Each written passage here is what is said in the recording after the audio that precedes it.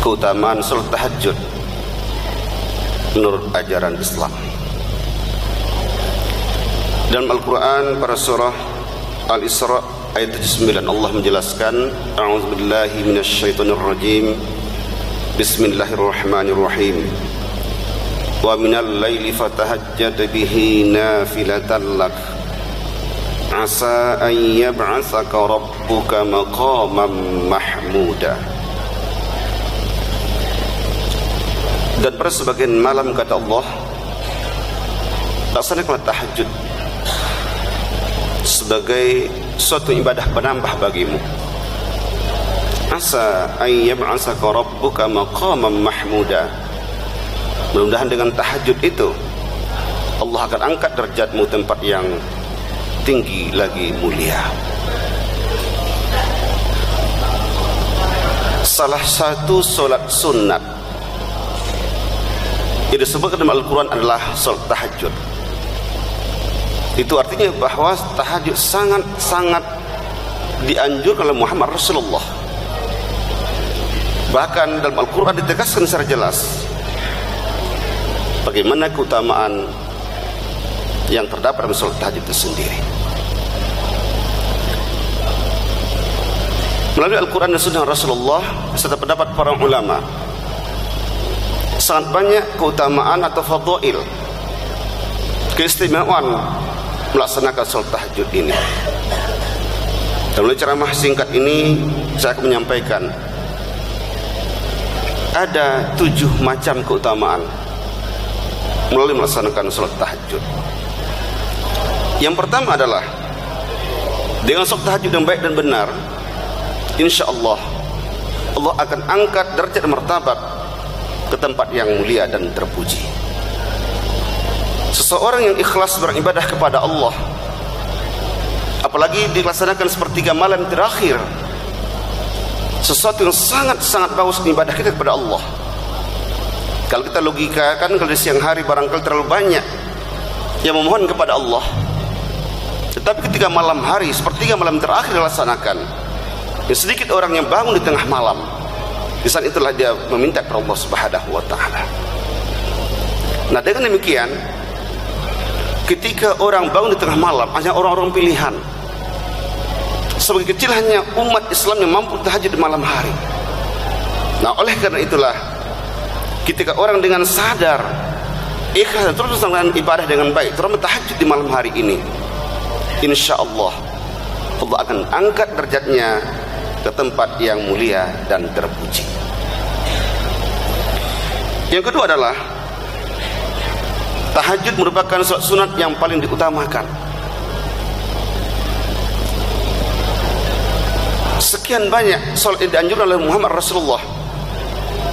Juga dalam Al-Quran ditemukan bahwa salat tahajud inilah yang terdapat dalam Al-Quran, dan kemudian juga terdapat pada salat duha. Karenanya, kenapa dikatakan merupakan salah satu salat yang dianjurkan oleh Muhammad Rasulullah? Karena memang salat ini sangat-sangat dilaksanakan oleh para anbiya. Bahkan juga istilah tahajud sendiri dijelaskan dalam Al-Quranul Karim. Oleh karena itulah dikatakan tahajud salah satu salat sunat yang paling diutamakan oleh ajaran agama Islam kita yang tercinta ini. Bapak Ibu yang kami muliakan, yang ketiga, tahajud juga dikatakan sebagai salah satu keutamaannya dapat menghapus dosa kepada Allah Subhanahu wa taala. Ketika kita rajin beribadah kepada Allah, bangun di tengah malam, istighfar kepada Allah, minta ampun kepada Allah dengan setulus hati kita, maka insya Allah ini sangat memberikan peluang kepada kita.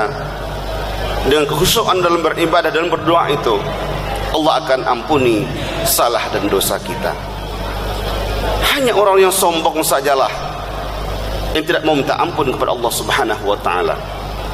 Tetapi bagi orang yang merasa hidupnya penuh kesalahan dan dosa selama ini, di saat tahajud itulah, di saat doa-doa yang dilaksanakan setelah sholat tahajud itu jugalah yang paling banyak dilakukan untuk minta ampun kepada Allah. Kemudian Allah akan ampuni salah dan dosa kita karena ikhlas dalam beribadah dan juga mengharap dari Allah Subhanahu wa taala. Yang keempat, keutamaan tahajud adalah doa orang yang beribadah. Doa orang tahajud itu Allah akan ijabah. Pada ayat yang lain Allah katakan, itu pada surah Al-Baqarah ayat 186, wa idza sa'alaka ibadi anni fa inni qarib ujibu da'watad da'i idza da'an falyastajibu li wal yu'minu bi la'allahum yarshudun. Kata Allah, apabila manusia bertanya kepadamu tentang aku, kata Allah, fa inni qarib, katakan ya Rasulullah kepada mereka, aku dekat dengan manusia. Dan kata Allah, aku akan mengabulkan doa-doa atau permohonan para hambaku apabila mereka bermohon dan minta kepadaku. Dengan dua syarat kata Allah, yaitu fal yastajibu li wal yu'minu bi. Jika hambaku kata Allah benar beribadah kepadaku dan memohon kepadaku, maka aku akan ampunkan dan bahkan aku akan kabulkan doa dan permohonan mereka. Melaksanakan amal ibadah dan benar-benar beriman kepada Allah dengan tulus dan ikhlas, salah satu isyarat kata Rasulullah, doa akan diijabah Allah Subhanahu wa taala. Nah, oleh karenanya salah satu keutamaan dalam salat tahajud ini adalah insyaallah doa kita akan diijabah oleh Allah Subhanahu wa taala. Yang kelima, tahajud dalam segi ilmu kedokteran sangat dapat diterima karena ia merupakan dapat melancarkan aliran darah manusia, terutama ketika sujud berlama-lama. Salah satu isyarat Rasulullah ketika sholat dilamakan sujudnya, karena darah mengalir ke otak dan akhirnya tidak dapat menurunkan kesehatan bagi orang melaksanakan sholat itu sendiri, termasuk lama melaksanakan sujud itu. Oleh karenanya kata Rasulullah, dengan tahajud ini insya Allah semakin sehat manusia atau melancarkan aliran darah bagi pelaku sholat tahajud itu sendiri. Yang keenam adalah melalui tahajud dilaksanakan dengan ikhlas dan tulus kepada Allah Subhanahu wa taala akan mampu menghilangkan kecemasan atau depresi. Salah seorang pakar di Indonesia berkata dengan psikologi dan konseling termasuk kesehatan mental adalah Profesor Dr. Dadang Hawari. Beliau katakan bahwa orang-orang yang melaksanakan ibadah dengan baik termasuk tahajud di dalamnya, maka ia akan terhindar dari penyakit mental disorder atau terhindar dari penyakit mental yang rusak.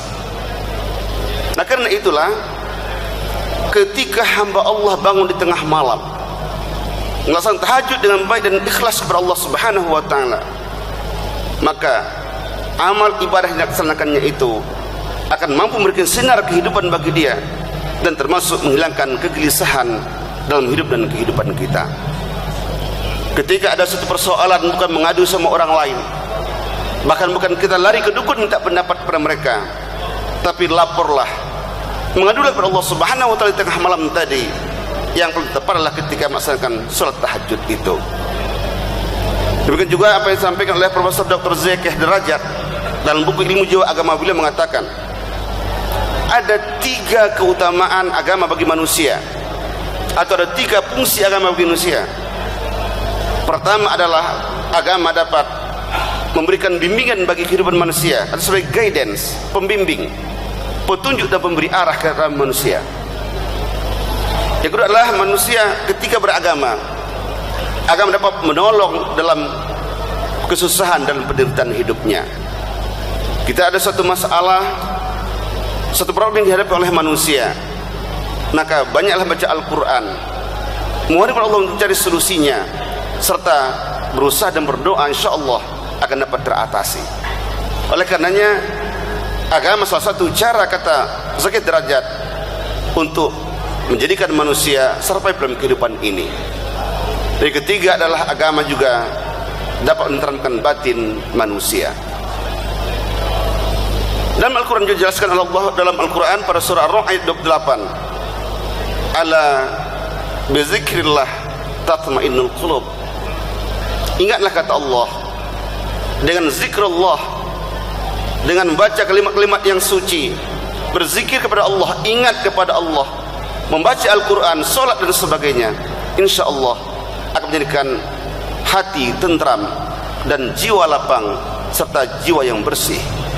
Oleh karenanya tahajud salah satu upaya kita untuk dapat menghilangkan kegelisahan, kegundahan dalam kehidupan ini.